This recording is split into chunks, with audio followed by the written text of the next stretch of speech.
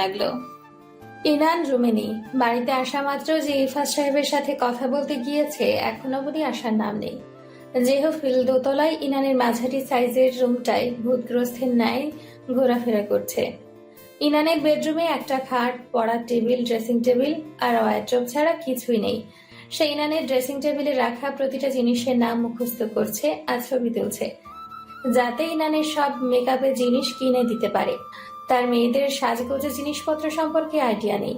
পড়ার টেবিলও খুঁটিয়ে খুঁটিয়ে দেখছিল। তখন চোখ যায় কালার পেপার মোড়ানো ভিন্টেজ একটা ডায়েরিতে। ডায়েরিটা সবার নিচে। প্যাকেট খুলে ডায়েরিটা খোলার সাথে সাথে কতগুলো ভাঁজ করা কাগজ তার পায়ের উপর পড়ল। জেহফিল একটা কাগজ উঠিয়ে খুলতেই তার চোয়াল শক্ত হয়ে গেল। কাগজে লেখা ভালোবাসি। সবগুলো কাগজ খুলে একই লেখা দেখতে পেল। এই একটা ওয়ার্ড ছাড়া আর কিছুই নেই। না লেখা কে লিখেছে এটা, শুধু তাই নয়, ডায়েরির প্রথম থেকে শেষ পর্যন্ত এই একই কথা লেখা। হলদে কাগজটা মুহূর্তেই দুমড়ে মুচড়ে গেল জেহফিলের হাতের মুঠোয়। পকেটে পুরে আবারও তদন্ত চালালো ইনানের পড়ার টেবিলে। সন্দেহজনক তেমন কিছুই পেল না।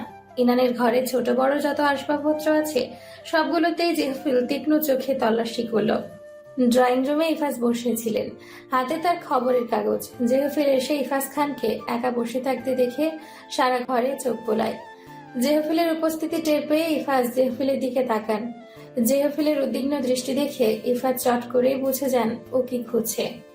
ইনানকে খুঁজছো?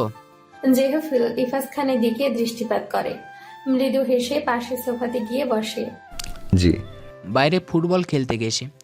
জেহফিল ফ্রুকুচকে বাইরে তাকালো। হালকা বৃষ্টি পড়ছে। এই বৃষ্টির মধ্যে ইনান খেলতে গেছে, তাও আবার ফুটবল। কাদের সাথে, ছেলে না মেয়ে? এলাকার বড় বড় ছেলে নাকি? ইনান খেলার সময় সবাই কি তার দিকে নজর দিয়েছে? ইনানের হাসি মুখ দেখে কি ছেলেটা মুগ্ধ হয়েছে? এসব ভাবনা আসতেই জেহফিলের মাথা দপদপ করে জ্বালা শুরু করে। ইনানকে খোঁজার উদ্দেশ্যে সোফা থেকে উঠতে নিবে এমন সময় মেইন দরজা খোলার আওয়াজ হয়। ইনান এসছে, এক হাতে ফুটবল আরেক হাতে কপাল ডলতে ডলতে ঘরে ঢুকছে। পরনে জার্সি আর প্যান্ট কাদায় মাখামাখি। ইনানের মুখ গম্ভীর, চোখ নিচু করে ড্রয়িং রুমকে পাশ কাটিয়ে উপরে যেতে নিলে ইফাজ তাকে ডাক দেয়। হঠাৎ করে বলে, তুমি কি মারামারি করে এসেছো? ইনান মাথা নিচু করে রাখলো। কথার জবাব দাও। তুমি কি এখানে বাচ্চা খেলতে গিয়ে মারামারি করো? এই স্বভাব কি তোমার যাবে না? ইনানের কপাল ফুলে লাল হয়ে আছে। তা দেখে জেহফিল হাত শক্ত করে মুঠ করে ধরল। তার বাটারফ্লাইকে মারার মতো বুকের পাটা কার দেখতে হবে। এর মাঝে ইনান রাশভারী গলায় বলে, ওই ভুটকেই আমাকে আগে মেরেছে, সবাই দেখেছে। আমি গোল দিয়েছি আর ও কি না বলে আমি গোল দেইনি। জেহফিল একটু স্বস্তি পেল ইনান মেয়েদের সাথে খেলেছে বলে। ইফাজ হালকা ধমক দিলে, তা বললেই মারবে? ও আগে আমার মুখে ফুটবল ছুঁড়েছে, পরে কপালে ঠুয়া দিয়েছে। এবার জেহফিল মুখ খুলল। আর তুমি কি করলে? মিনমিন করে ইনান বলল, চুল ধরে টেনে 3টা চড় মেরেছি, 4। ইফাজ মুখ খুললেন ইনানকে বকা দেওয়ার জন্য। তার আগে জেহফিল হেসে বলল, দ্যাটস মাই গার্ল, ব্রাভো। ইরফাজ কিছুটা অবাক চোখে তাকালেন জেহফিলের দিকে। এই ছেলেটা ইনানকে প্রশ্রয় দিলে মাথায় চড়ে বসবে ইনান, আরো ডান পিটে হবে। ইনান নিজেও বিস্মিত। এই প্রথম কেউ তার মারামারিকে সাপোর্ট করলো। ভুল কিছু করনি, কেউ কিছু দিলে তাকে ডাবল ফিরিয়ে দিতে হয়, এটাই নিয়ম। জেহফিলের কথাই ইনান আরো আশকারা পেল। ফ্যাকাশে মুখ মুহূর্তেই রং ফিরে পেল। দাঁত বের করে হেসে বলল, আই নো রাইট, আমি কখনো ভুল করতেই পারি না। যাও ফ্রেশ হয়ে নাও। ইফাজ বলল। ইনান চলে যেতেই জেহফিলও ইফাজ খানের সাথে কিছুক্ষণ কথা বলে উঠে গেল। ইনান ফ্রেশ হয়ে বেরিয়ে দেখলো জেহফিল থুতনিতে হাত রেখে বসে আছে। চোখে চিকন ফ্রেমের চশমা। চশমা দিলে জেহফিলকে গম্ভীর প্রফেসরের মতো লাগে। হ্যালো। চিন্তা ছুটে জেহফিলের। ইনানকে দেখে ইনানের হাত ধরে নিজের গালে ছোঁয়ায়। কি ভাবছেন? জেহফিল কিছু না বলে টেবিল থেকে ডায়েরিটা ইনানের সামনে ধরে। এটা কি? ডায়েরিটা যে পেপারে মোড়ানো ছিল সেটাও তুলে ধরে জেহফিল। এবার ইনানের মনে পড়ে এই প্যাকেটটা পলক তার জন্মদিনে দিয়েছিল, কিন্তু ইনান খুলেইনি। যেভাবে ছিল ওভাবেই ফেলে রেখেছিল। ইনান ডায়েরিটা খুলতেই মুখ ঝুলে গেল। পলক এসব কি লিখেছে? এই জন্যই কি জেহফিলের মুখ গোমরা? জেহফিল কি ভুল বুঝলো? কে দিয়েছে এটা? ইনান মাছি তাড়ানোর মতো হাত নাড়িয়ে বলল, হারিয়ে ফ্রেন্ডরা এটা গিফট করেছিল, ইচ্ছে করেই খুলিনি। জানতাম আজে বাজে কিছুই হবে। ইনান মিথ্যা বলে কথা কাটিয়ে গেল সহজেই। সে চায় না পলকের ব্যাপারে জেহফিলকে কোনো কথা বলতে। জেহফিল যদি মাইন্ড করে। ও হ্যাঁ, কালকে এখান থেকে যাওয়ার সময় হসপিটালে যাব। ভুলে যাও। ইনান কপাল কুঁচকে তাকালো। তাকে কথা বলার সুযোগ না দিয়ে জেহফিল বলা শুরু করলো। শরৎ ভালো ছেলে নয়। মানে? জেহফিল মোবাইল বের করে একটা ছবি ইনানকে দেখালো। ইনান অবিশ্বাস্য চোখে চেয়ে দেখলো মাতার শরৎ আর কয়েকটা ছেলে মার খাচ্ছে, আর যে মারছে সে আর কেউ নয়, ইনানের বাবা ইফাজ খান। জেহফিল মোবাইলটা সরিয়ে দিয়ে বলল, ওর ক্যারেক্টার প্লাস পার্সোনালিটি একটাও ভালো না। আমার বিশ্বাস হচ্ছে না, ওকে আমি ভালো ছেলে ভাবতাম। হতভম্ব গলায় বলল ইনান। অথচ ওর ফ্যামিলি কত হাই স্ট্যাটাসের। ওর বাবা মা জানলে তো মুখে চুনকালি পড়বে। এই জন্যই ছবিটা শুধু ওর বোনের কাছে পাঠিয়েছি, ওয়ার্নিংয়ের জন্য। ইনান সন্দেহী চোখে তাকালো জেহফিলের দিকে। আপনি ওকে চিনেন কিভাবে?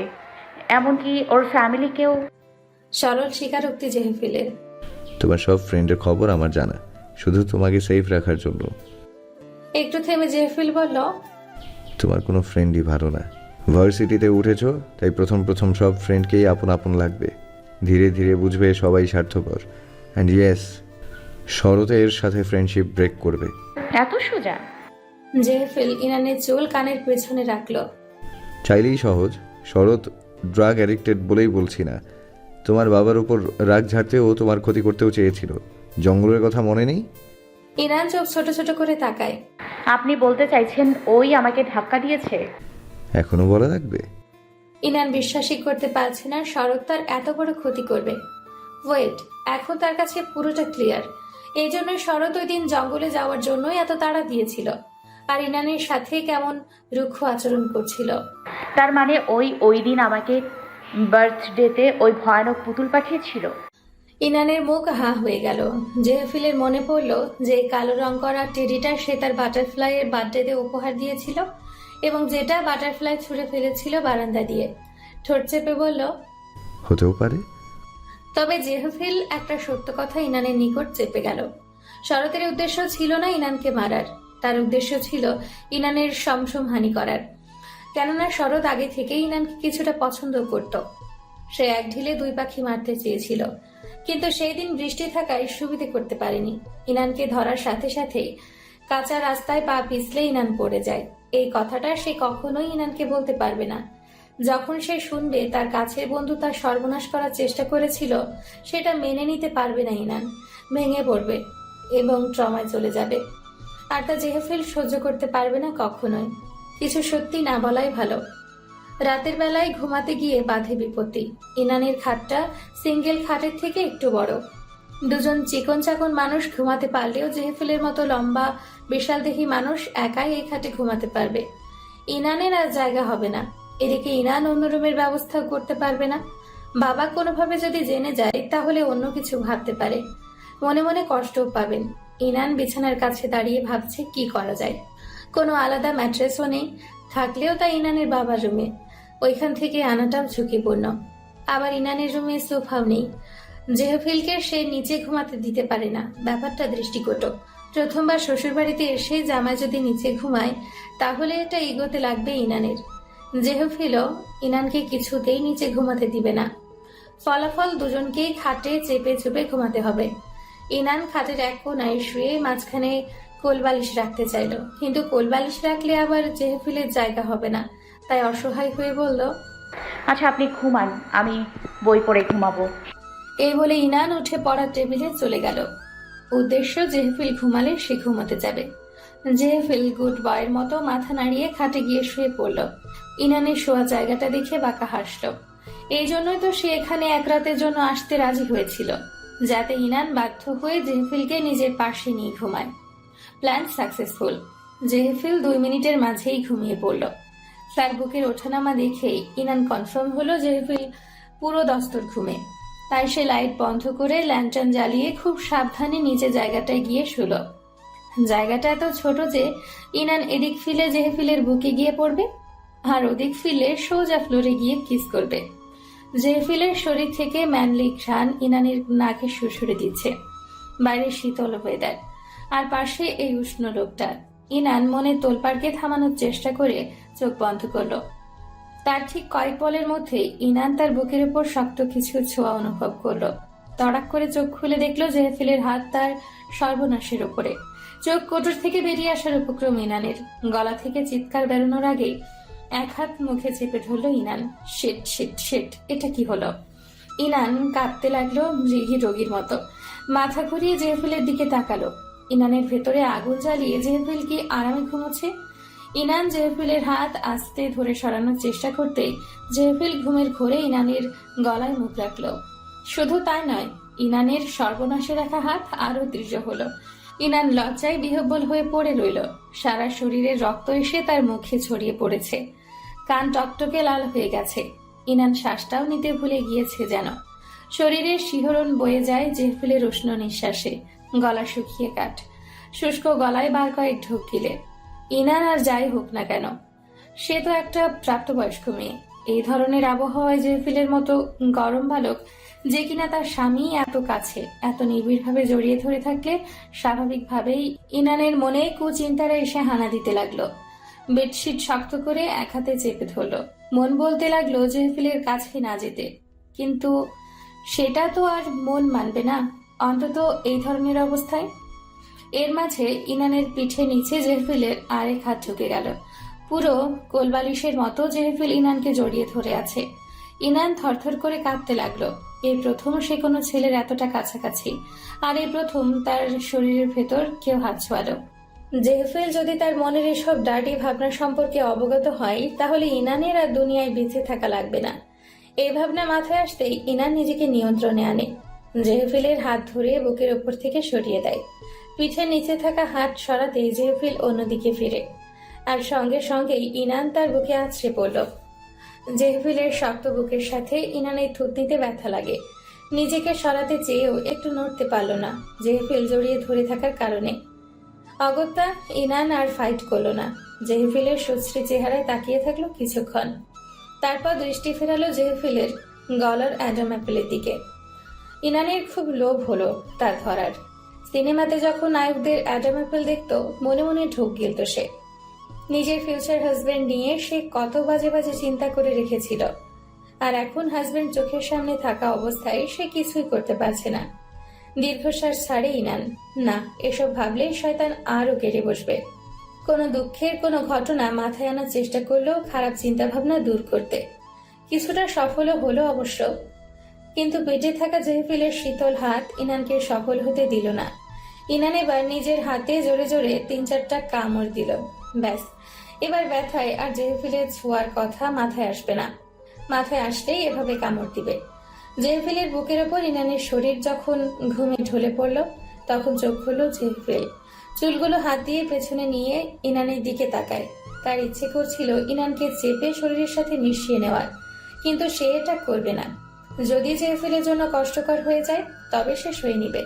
ইনানকে বাধ্য করবে নিজ থেকে জেহফিলের কাছে আসার।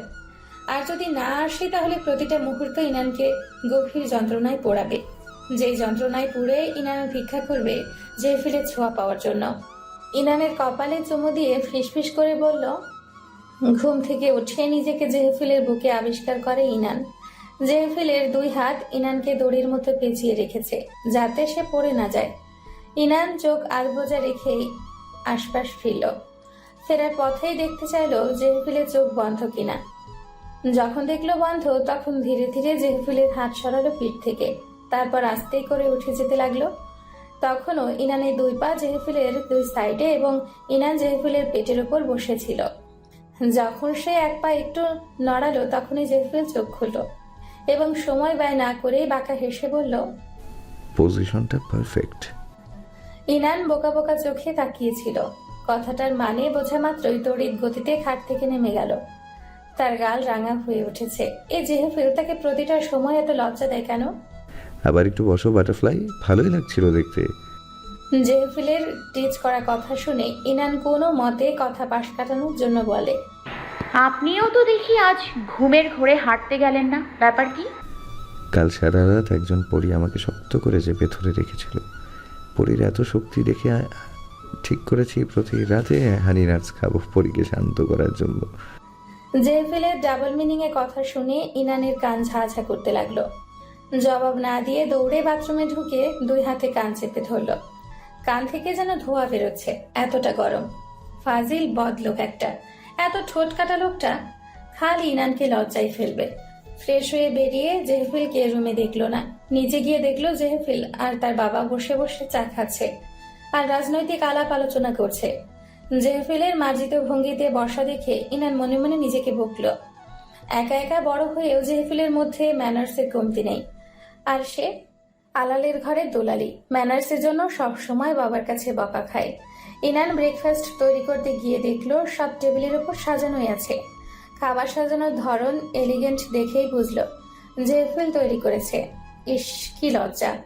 জেহফিল ঘরের জামাই হয়ে ব্রেকফাস্ট তৈরি করেছে, আর সে কিনা ঘন্টা ধরে ফ্রেশ হচ্ছিল। এত উশৃঙ্খল চলাফেরা কেন তার? গাড়ির জানালায় হাত রেখে তাতে মাথা দিয়ে বসে আছে ইনান। গুনগুন করে গান গাইছে আর গোধূলির রাঙা মেঘ উপভোগ করছে। মনটা ফুরফুরি লাগছে। আর এই সুন্দর ক্ষণ হঠাৎ বাধা পায় জেহফিলের কথায়। তুমি তোমার ফ্রেন্ডসদের বলোনি আমাদের বিয়ের কথা? রাস্তায় দৃষ্টিপাত করে সে প্রশ্ন করে। ইনান চুলগুলো ভাঁজ করে কানের পেছনে গুজে সোজা হয়ে বসে সিটে হেলান দিয়ে বলে, না। কারণ কি? ইনান ইতস্তত বোধ করে। কারণ তো অনেকগুলোই আছে, কয়টা বলবে? কেউ প্রশ্ন করলে তার জবাব না দেওয়াটা অভদ্রতা। আমি এসব পছন্দ করি না। জেহফিলের গম্ভীর কণ্ঠ। ইসে মানে? জেহফিল ব্রেক কষে সজোরে। ইনান প্রশ্নাতুর চোখে তাকায়। বাটারফ্লাই, তুমি কি কোনো কারণে এই বিয়ে নিয়ে হ্যাপি না? জেহফিলের চোয়াল শক্ত, চেহারা আবেগ শূন্য, স্টিয়ারিং এ রাখা হাত শক্ত হয়। ইনান জানালার বাইরে তাকায়। একটু পর আকাশ তিমিরে ছেয়ে যাবে। ইনান প্রথম এই বিয়েতে সত্যি খুশি ছিল না। জেহফিলে জোর জবরদস্তি করে হুমকি দিয়ে বিয়ে করাটা কেউই কখনো অ্যাপ্রিসিয়েট করবে না। কিন্তু তার বাবার থেকে যখন জেহফিলের অতীত জানলো, নিজেকে জেহফিলের জায়গায় চিন্তা করলো, তখন কিছুটা হলেও তার হৃদয় নরম হয়েছে। ভাবলো যা হওয়ার হয়ে গেছে। যেহেতু জেহফিলের কোনো স্ক্যাম নেই, বাবারও সম্মতি আছে, তাই জেহফিলকে মেনে নেওয়াই যায়। তবে জেহফিলের সাথে এই 1 সপ্তাহ থেকে বুঝেছে জেহফিল প্রচন্ড কেয়ারিং এবং লাভিং। সকাল হতে রাতে রান্নাটাও পর্যন্ত সে করে। ইনানের যা যা পছন্দ সব এনে দেয়। তার কোনো বাজে অভ্যেস ইনানের চোখে পড়েনি। একজন গার্ডিয়ানের মতো ইনানকে আগলে রাখছে। আর সবচেয়ে বড় কথা, ইনানকে এই কয়দিন ভুলেও জেহফিল বাজেভাবে ছোঁয়নি। যদিও ইনানকে টিজ করার জন্য দুষ্টু দুষ্টু কথা বলে, তবে এটা স্বাভাবিক হাজব্যান্ড ওয়াইফের মধ্যে। এই স্বভাবগুলোর জন্যই জেহফিলের প্রতি ইনানের আকর্ষণ বাড়ছে। ইনানের সম্বিত ফিরল যখন দেখলো জেহফিল হাই স্পিডে গাড়ি চালানো শুরু করেছে। তার মুখ থমথমে। ইনান দ্রুত কৈফিয়ত দেওয়ার ভঙ্গিতে বলল, আপনি যা ভাবছেন তার কিছুই না। আমি আসলে ওদের বলতে চাইছি না, কারণ আমি আপনাকে নিয়ে ফোন করেছি ওদের কাছে। গাড়ি আচমকা থামলো। তাল সামলাতে না পেরে ইনান পড়ে যেতেই নিচ্ছিল, আর জেহফিল ইনানের মাথায় 1 হাত দিয়ে ধরে ফেলল। তাকে বসিয়ে দিয়ে শীতল কণ্ঠে বলল, এক্সপ্লেইন। আসলে আপনাকে যখন ফার্স্ট ক্লাসে দেখেছিলাম, তখন আমাদের সবার কাছেই আপনাকে উইয়ার্ড অ্যান্ড অ্যারোগ্যান্ট লেগেছিল। আমাদের সার্কেলের সবাই আপনাকে নিয়ে ঠাট্টা করত। অবশ্য তার জন্য আমি দায়ী ছিলাম। আপনাকে নিয়ে মজা করতাম আমিই বেশি। ওরা যদি এখন জানে সেই আপনি আমার হাজবেন্ড, ব্যাপারটা আমার জন্য খুবই এম্বারেসিং। ওরা আমাকে নিয়ে মজা করবে, আর আমি তো ওদের ফ্রেন্ড, তাই জানি ওদের মজা করার ওয়েটা খুবই জঘন্য, তাই এই ব্যাপারে বলিনি। ইনান মাথা নিচু করে গড়গড় করে বলে দিল, দ্যাট মিন্স আমাকে নিয়েও তুমি যখন মজা করেছিলে। ইনান চোখ উপরে তোলার সাহস পেল না। আসলে ওর মধ্যে ভালো খারাপ সব গুণই আছে। যেহেতু গ্রুপের লিডার ইনান, তাই তার আশকারাতেই ফ্রেন্ডরা জেহফিলকে নিয়ে মজা করার সুযোগ পেয়েছিল। আর একটা কারণও আছে। ইনান মিনমিন করে বলল। জেহফিল চুপ করে রইল, কিন্তু তার কঠিন চোখ ইনানকে আদেশ দিচ্ছে বলা চালিয়ে যেতে। আরেকটা শর্ত ছিল, কেউ যদি প্রতিষ্ঠিত হওয়ার আগেই বিয়ে করে বা রিলেশনে জড়ায়, তাহলে সে লুজার। ডোন্ট টেল মি তুমি নিজে এই শর্তটা দিয়েছিলে? ইনান গলার সাথে চিবুক মিশিয়ে রাখে। জেহফিলের আর বুঝতে বাকি রইল না। এখন ওরা যদি জানে আপনার কথা, আমার মান সম্মান সব ধুলোয় মিশে যাবে। ইনানের লজ্জায় মাথা কাটা যাচ্ছে। সে যে কার ফাঁদে পড়ে এসব গ্রুপ রুলস বানাতে গেল খোদাই মালুম।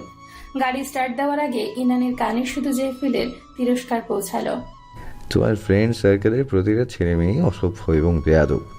অপমানে ইনান কাঁচুমাচু মুখ করে বসে রইল। সার্কেলের প্রতিটা ছেলে মেয়ের মধ্যে সেও তো পড়ে। তার মানে কি জেফিল তাকেও অসভ্য এবং বেয়াদব বলল?